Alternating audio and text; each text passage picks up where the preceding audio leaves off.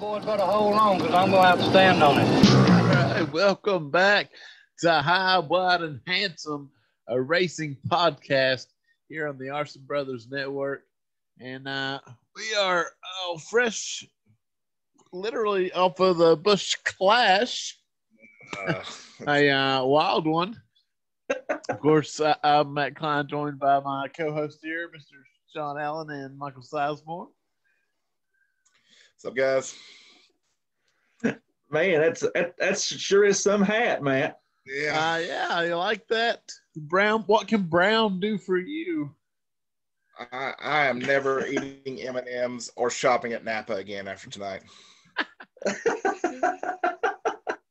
I don't believe either one, but okay. That's Napa. Oh, look at that. Hideous. Napa know-how. Yeah, I dug this brown boy out of the closet just for you, so I was after that. Yeah. I considered not even showing up to this podcast just because I know I'd have to talk to some kind of Chase Elliott fan like Sean Allen. Hey, look, Chase didn't win either. I don't know what you're so mad about. Didn't win, but also ruined the chances of the best young driver in NASCAR to win while giving the win to the worst driver in NASCAR. Oh, this guy? The best. That guy. Oh, man, look. Hey, you know what? At least. And that's a beautiful hat, too. Yeah, that's a nice hat. You know what? Hey, at least. I'm so angry at Sean Allen, I'm switching, too. There we go. Oh God. Hey, hold on, Matt. Somebody fix that in post-production or something. Blur that. I want that to look like that. I want that hat to look like that tag team belt Ric Flair carried around in '92. I don't want to see none of that junk. You know what I'm saying? Blur that mess. Well, I'll see what I can do. Oh gosh. Well, anyway, at least the ending of the race was really, really exciting. It was a really good finish. Yeah, really good. It wasn't a good finish, but it was exciting. Pretty good race overall. Got some notes here that we'll kind of run through because it kind of goes through. First off, I thought the cars under the lights on the road course, just that first initiative seeing that under the lights looks really cool. Cool aesthetic, if you will. Yeah, it was exciting to see the cars out there. The paint schemes looked great. I thought Byron's car looked awesome, even when it didn't have a wheel on it. Yeah, that was that's on the nose too. So we can talk about that. It was just like we're going green, and then all of a sudden they show Byron some random part of the track, and he literally has no tire on for no reason. Yeah, I thought everything looked cool. It was exciting to have racing back, and it was exciting to get to see those cars under the lights. And it's not exciting to get to see Sean again. I thought he was gone for good. I was hoping just me and Matt were going to do the rest of the podcast together. I wanted to go try to find a hat I thought you would appreciate, so I haven't found this one. The hat dance. No, it was the hat dance. I know I need to go get some more sponsors. Anyway, no, the cars look good. Everything looked good. I wasn't expecting a dirt race to break out in the middle of this thing, but it just about did. So that was interesting, you know. Yeah. That was, and that's the dirt or mud, even as some describe it. It really was. I mean, not like a glaring issue, but an issue nonetheless tonight. Yeah, for sure. But I mean, you know, it was different. You know, I know while it was going on, we were texting a little bit. It was definitely different what we're used to. You know, because there's something special about that. You know, that exhibition race where they're all, you know, blurring around in the pack and, you know, doing that for sure. But I mean, it was something different. I mean, I didn't think it was a bad race by any means. No, it was very exciting at the end. Like, even though there's nothing that made me happy about the finish of that race, it was something that, you know, anytime that I'm watching a race and I get that just rush of adrenaline because of something big happening, and, you know, you jump up out of your seat and yelling at the TV, that's always fun, even if it is horrible. Yeah, it was exciting, at least through the ending. But yes, I thought good overall as well. But it's still. Yeah. Do you want that to replace on the oval every year for the Busch Clash? I don't know about that. I mean, I'm not going to be mad because it was good, but I don't know. You know, I'll say though, I mean, used to be I'd have been way more worked up about this kind of stuff, but you know, not to bring down the mood, but we've been through so many things in the last year. I'm just so thankful to have racing. You know what I mean? Wow, That they could have ran, you know, anywhere, and I'd have been like, "Hey, I love it." So, Well, my view could be skewed a bit. You know what I'm saying? I definitely understand that, and I mean, I'm never against trying something new. And I mean, I can't say the experiment failed either. So, if they do it again, I can't be upset. Yeah. But as far as through the race stuff worth talking about, Harvick terrible at Daytona Road Course. Just, man, bless his heart. It's just, you know, I don't know, man. I feel bad. I feel bad for him. I feel bad for. Yeah, I've told you guys. I feel bad for Rodney Childers. Somebody needs to check on him. I mean, the way last year ended and the way this one started. Bless his heart. Yeah, it wasn't pretty there for Harvick, but you know what? There's no points on the line. No, it's not hurting nothing. They're just out there having fun tonight. But they'll be back the same course week after next, though, so worth noting at least. So they better get it turned around. Yeah. But it's just odd to see Harvick and them that off. It was a few times we saw there at the end of last year, and it was again tonight. I don't know if that's continuing on or just road course blunder. It'll be interesting to see as the season unfolds. Yeah, for sure. Calamity turn 1, of course, always the Daytona Road Course. Didn't fail us tonight. Saw a lot of guys miss it in general. A lot of guys trying to make a high line work there that didn't work. We saw Kurt Busch go to take the yellow brick road out of here in turn 1. It didn't work out well for Kurt at all there. No. Man, you know, that whole thing just goes to show you how difficult these tracks are. I mean, because you look at how many of some of the greatest drivers in the world absolutely just blew that, you know, time after time, every restart practically. So, man, it's just that, gosh, it's just tough. The last, I don't know if it's the last restart, but one of the last couple of restarts there, Blaney, he pulled it off, though, just jumped up quite a few spots and came out like a rocket on that restart, turn 1. He did, man. I tried to count him on the replay. I think he gained 6 spots on that move. It was awesome. Yeah, I mean, if you can make it work, you could definitely pass some people because there's a lot of guys tiptoeing through there trying not to mess up. The other Gibbs cars, certainly worth noting, Hamlin led, I think, 21 of the 35 laps. He was fast in Truex. I honestly thought was the fastest car that was there tonight, but he took himself out with a plunder. Yeah. I mean, Truex is a solid road course racer. Actually, I was looking at the betting line on the Clash for tonight. Of course, Chase Elliott was the favorite to win, but Truex had the second best odds after Elliott of winning, and kind of looked like it might happen there. But like you said, just kind of made a bad decision there and didn't work out too well for him. No.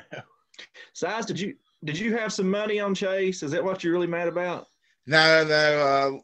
Thankfully, the FanDuel Sportsbook here in Virginia did not have the Clash available to bet on, so I saved my money for the weekend on Sunday night or Sunday. He only plays on them big races, baby. 500 or bust. Oh man! But hey, you know what? You heard it. You heard it here first on this show that Truex was going to have a rough year and that Kyle Busch was going to bounce back. So far, we ain't been wrong. I'm just saying. I told you I'm never wrong, y'all. I've established this on the first episode of this season that I have never been wrong before, and obviously in 2021 I'm not going to start now. But for once, I wish I was, especially when the end of this race happened. Well, I mean, I'm glad you took that stupid hat off before you said that. Well, I noticed that it was messing up the light on my beautiful face, and I feel like that's how we got so many views on the first episode. So, had to do what I could for the sake of the views. All the single ladies, eh? Right, all the single ladies. Okay, so what happened next? Well, I mean, really, that's most of it. That crazy finish, Kyle.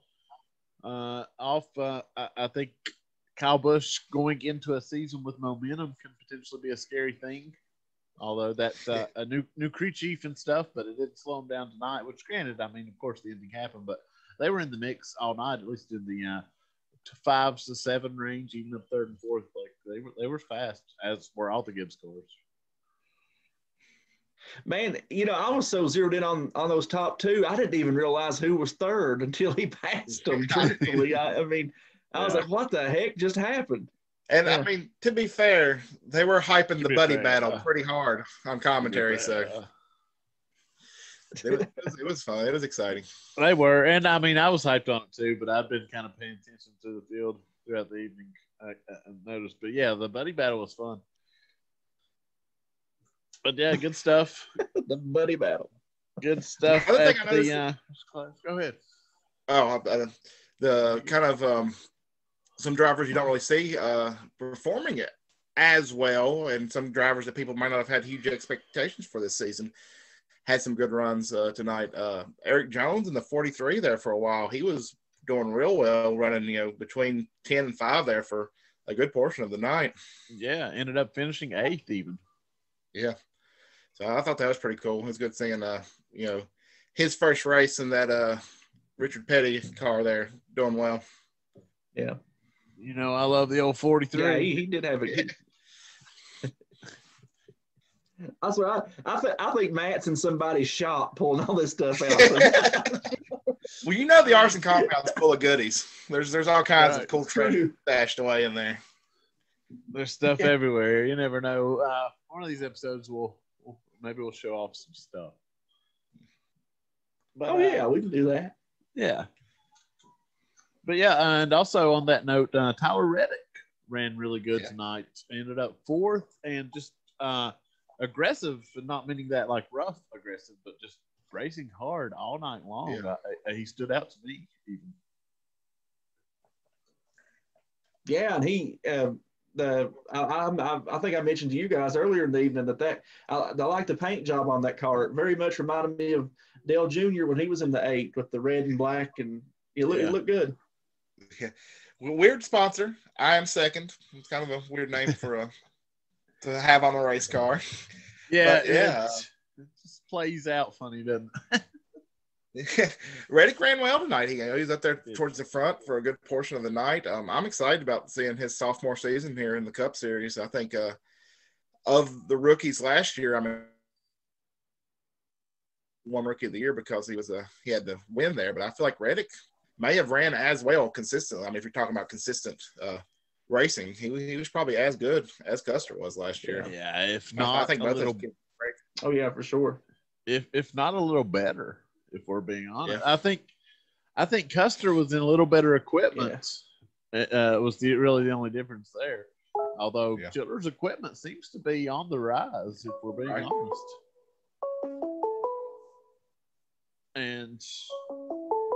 But yeah, Busch Clash was sweet.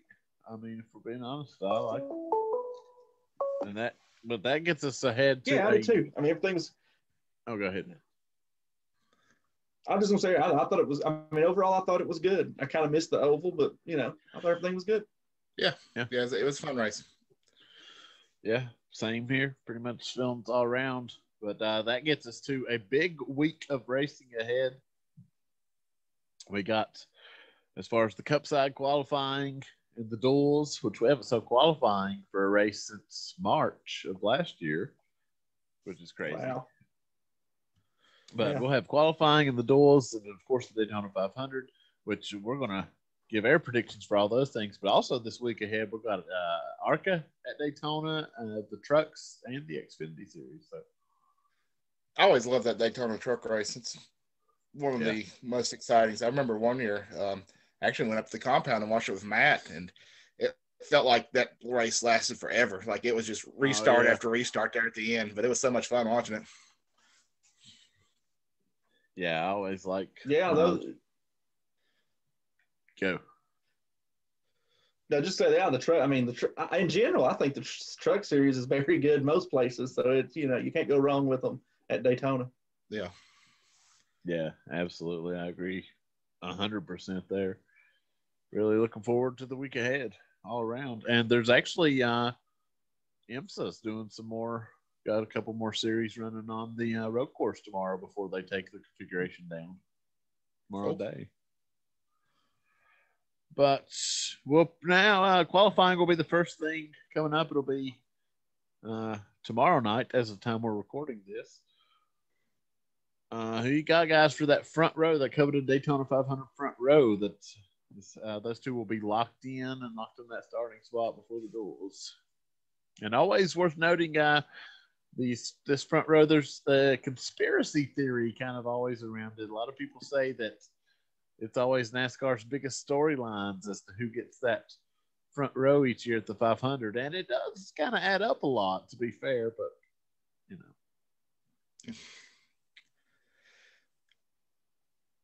Well, I don't think you want to theories, obviously, I wouldn't believe any kind of such hokum nonsense like magnets and weather machines and front row tomfoolery. So I'm going to say the front row is the two fastest cars from tonight, and that's going to be Ryan Blaney and Denny Hamlin. I feel like those two guys showed their speed this evening. I think that'll show again tomorrow night in qualifying. Definitely good choices right there. You can't. Hard to argue. Yeah, those are good choices. So this week I'm going to pick some people in the race, I think, as opposed to last week with the Clash. For some odd reason, I thought that Briscoe was going to be in it in his rookie season. Don't ask me why.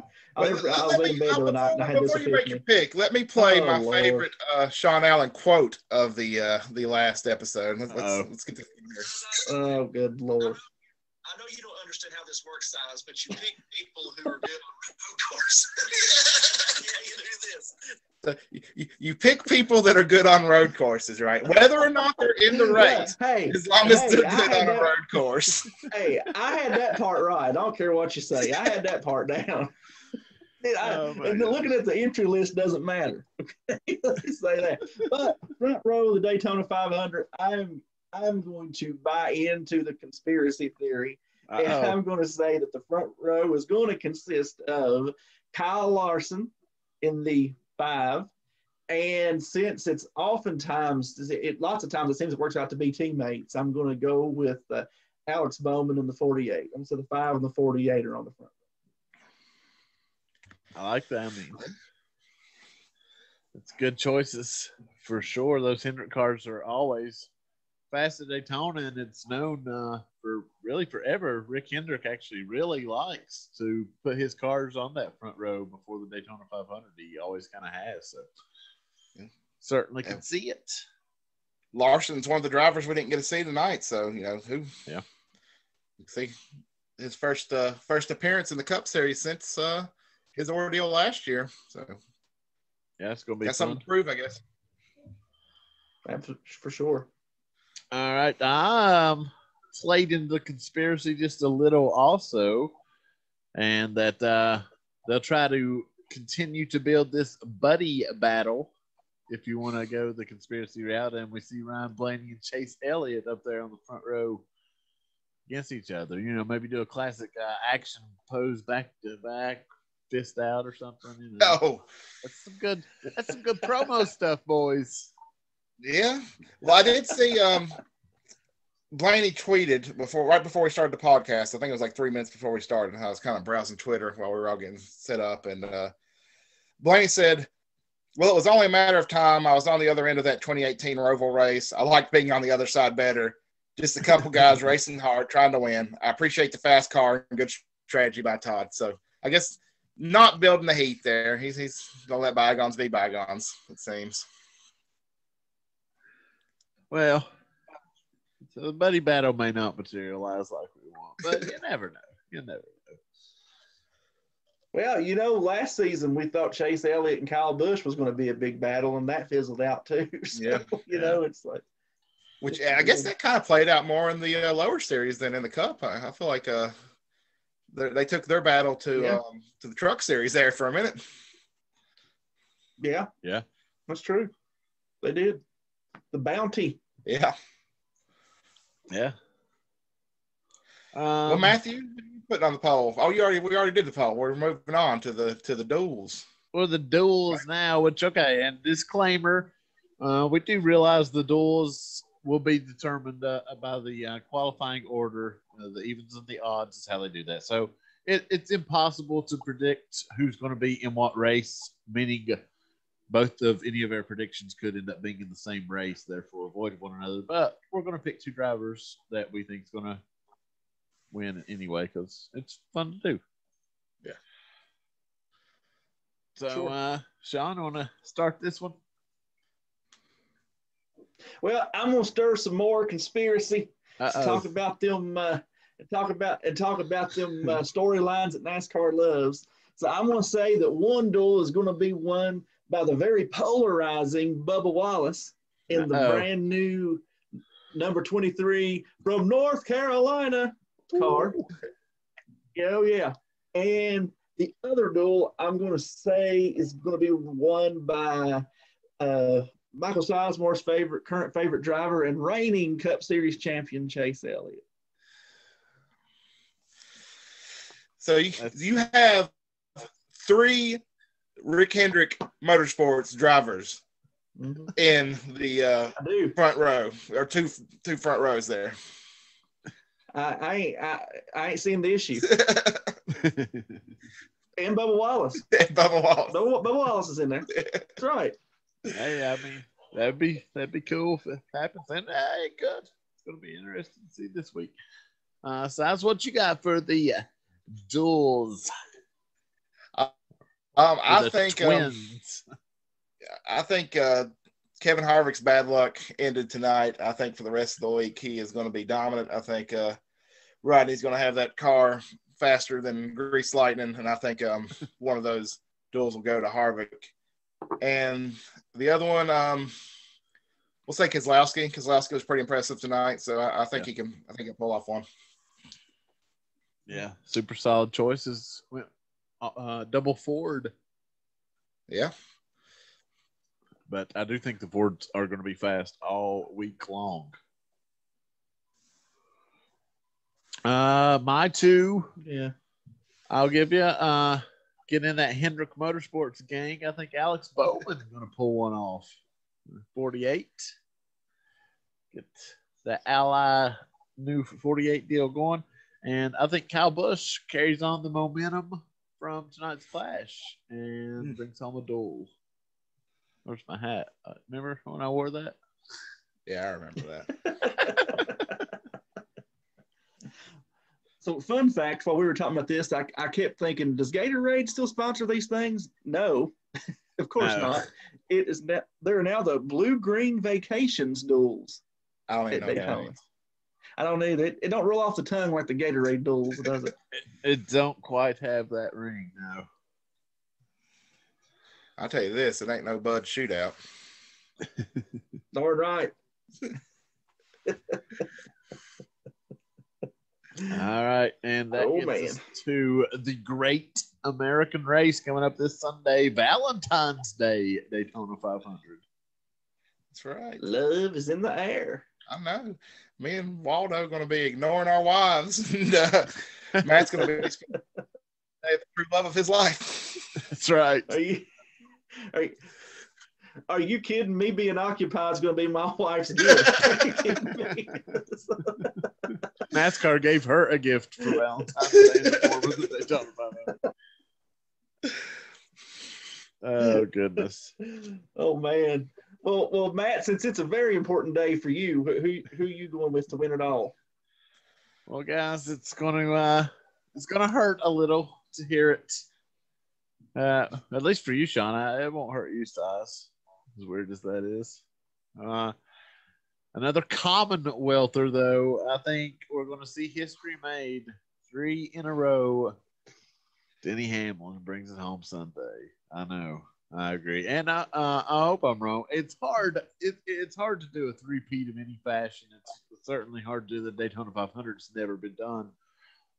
But we saw tonight that 11 cars fast. They're always in the picture at any checkered flag flying on a super speedway race. It's just hard to put your money elsewhere for me. That's true. I mean, Denny has proven himself time and time again that if he's at Daytona, there's a good chance he's going to be towards the front, if not, at the front at the end of the race. So, if you're a gambling man, the odds will be in your favor on that one. Yeah, I think that's. I do think so. I think they'll be, if nothing else, I think they'll be really fast. Yeah. Would that be 4 altogether then? Hasn't he, or has he only won the 2? Just the 2. Just okay. For some reason, I thought he'd won. Okay. For some reason, I thought he had 3 already. No, let's not give him any more credit now. Sean trying to give his favorite driver an extra win. Lord. He'll be saying, who you got winning it?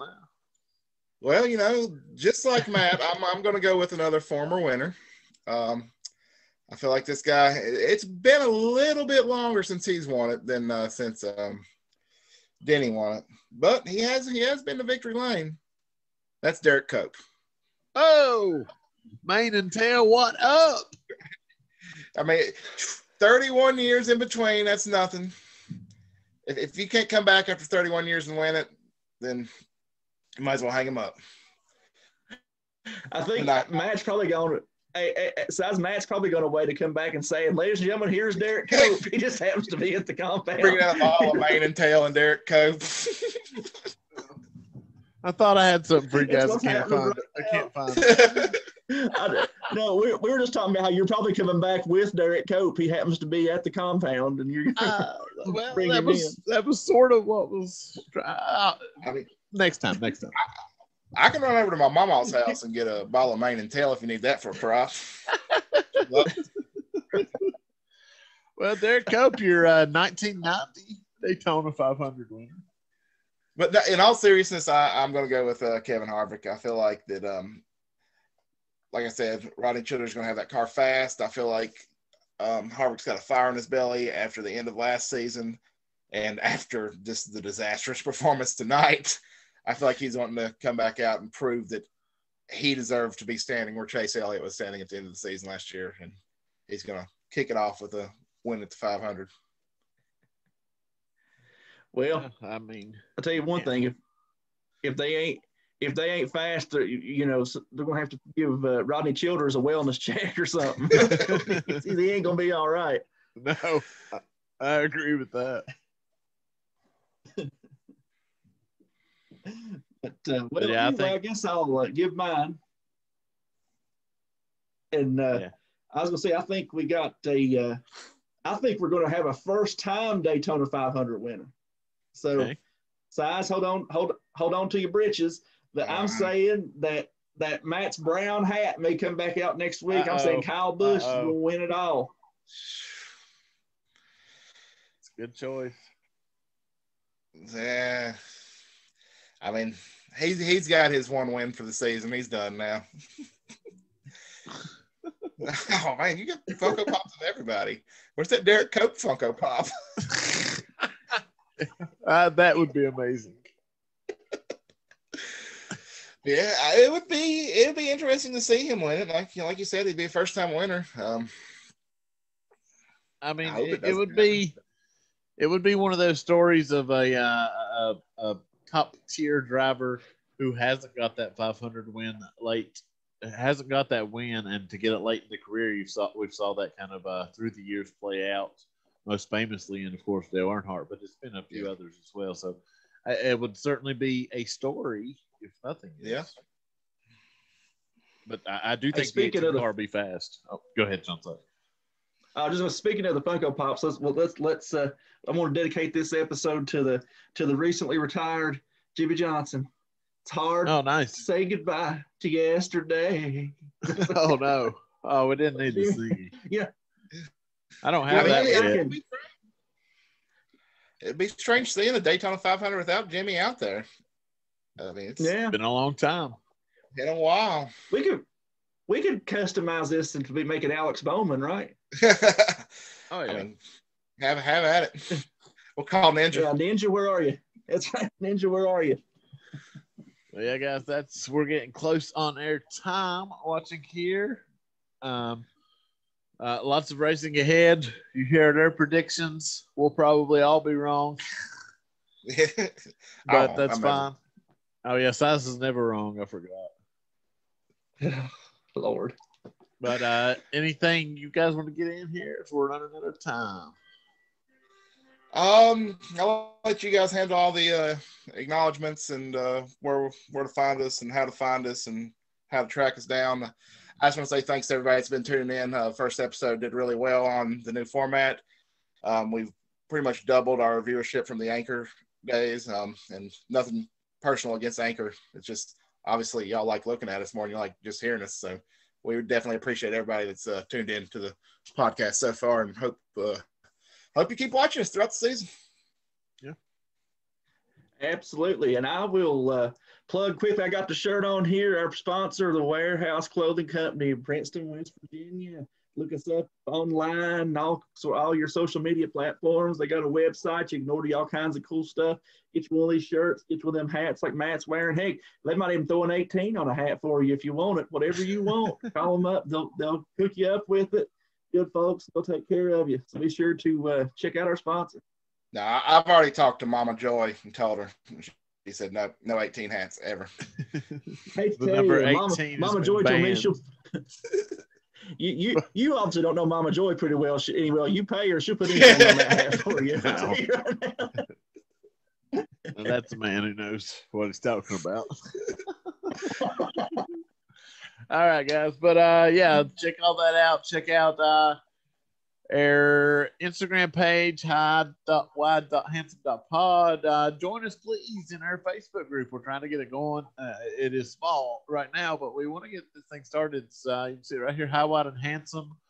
But just search that in your Facebook groups.